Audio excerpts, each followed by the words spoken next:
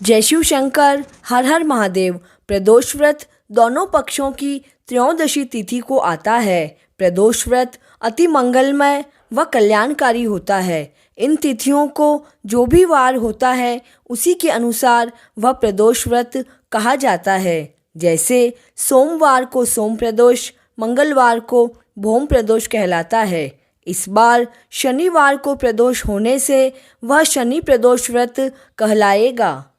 संध्या काल को प्रदोष काल कहा जाता है। इसी समय प्रभु शिव शंकर की पूजा होती है। तो आइए श्रवण करते हैं शनि प्रदोष व्रत कथा का।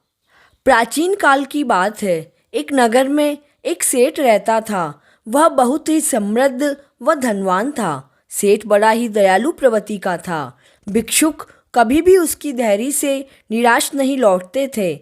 वह सभी लोगों को खुश देखना चाहता था क्योंकि उसका स्वभाव ही दयालु था। सभी सुख होने के बाद भी उसके एक बड़ा दुख का कारण था क्योंकि उसके कोई संतान नहीं थी। संतानहीनता के कारण वे दोनों पति पत्नी बहुत उदास और दुखी रहा करते थे। एक दिन उन्होंने तीर्थ यात्रा पर जाने का विचार किया और अपने सारे कार्य उन्होंने नौकरों को सौंप दिए और यात्रा के लिए निकल पड़े। जैसे ही वे नगर के बाहर निकले तो उन्हें एक विशाल वृक्ष के नीचे समाधि लगाए हुए एक तेजस्वी साधु महाराज दिखाई दिए। तो दोनों ने सोचा कि साधु महाराज से आशीर्वाद लेकर ही यात्रा के लिए आगे बढ़ेंगे।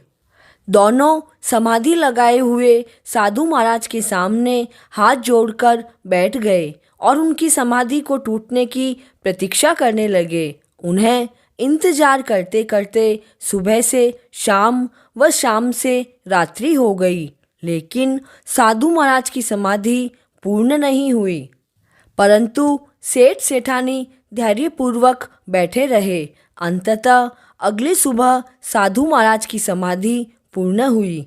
महाराज ने दोनों सेठ सेठानी को देखा तो उनके होठों पर धीमी धीमी मुस्कान आ गई। साधु महाराज बोले कि आशीर्वाद के स्वरूप मैंने तुम्हारे मन की बात जान ली है।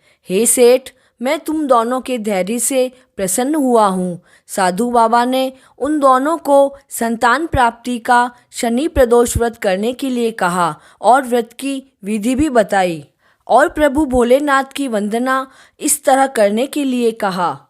आशुतोष शशांक शेखर चंद्र मौलि चिदंबरा, कोटि कोटि प्रणाम शंभु, कोटि नमन दिगंबरा। आशुतोष शशांक शेखर चंद्र मौलि चिदंबरा, कोटि कोटि प्रणाम शंभु, कोटि नमन दिगंबरा। निर्विकार ओंकार अविनाशी, तुम्ही देवाधिदेव, जगत सर्जक प्रलय करता, शिवम सत्यम सुंदरा। निर्विकार ओंकार अविनाशी, तुम्ही देवाधिदेव, जगत सर्जक प्रलय करता, शिवम सत्यम सुंदरा। इसके बाद दोनों सेठ सेठानी तीर्थ यात्रा को गए। तीर्थ यात्रा पूर्ण करके वापस अपने घर लौटे व नियम पूर्वक शनि प्रदोष व्रत करने लगे। कुछ माह व्यतीत होने पर सेठ की पत्नी ने सुंदर पुत्र को जन्म दिया। शनि प्रदोष व्रत के प्रभाव से प्रभु भोलेनाथ प्रसन्न हुए व प्रभु शिव की कृपा से उनके परिवार में छाई उदासी का अंत हो गया। वे सभी आनंद से अपना जीवन व्यतीत करने लगे। शनि प्रदोष व्रत की कथा पूर्ण हुई। जय शिव शंकर।